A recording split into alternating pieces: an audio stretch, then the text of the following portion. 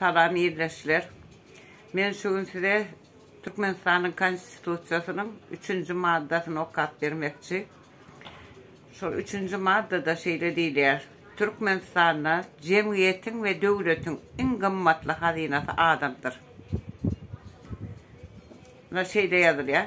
Yani bizim devletimizin kımmatlı hazinesine iyiye çıkışı başka çarak. Türkmen devletinin kımmatlı hazinesi olan adamlar Türkiye'nin Kilos mezarlığına münglerçe yatır.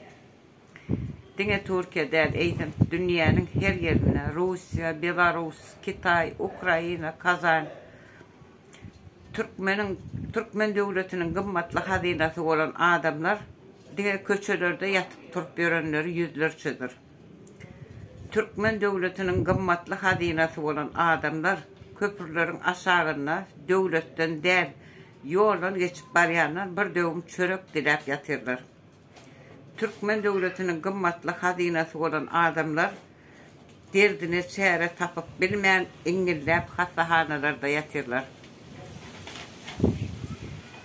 Bunlar dine 3. maddanın 2. punktuna değişti. Kıyıskacık aydıp geçtim. 2. punktuna nesip olsa ertir bir gün vize çekerim. Konstitusiyanı öğrenin iyileşler ve hak hukukunuzu talep ettin. Konstitusiyanı internete girip yazsanız Türkmenistan'ın konstitusiyası deyip hemen çıkıyor. Şu konstitusiyada bizim hak hukuklarımız yazılan konstitusya oyunca talep etsek biz doğru ve haklı olur. Sonuçta bizim hak hukuklarımız gazete kâyneken konstitusya göz aylasanız öğrenirsiniz şunu hükmen öğrenin. Bolya sağ olun.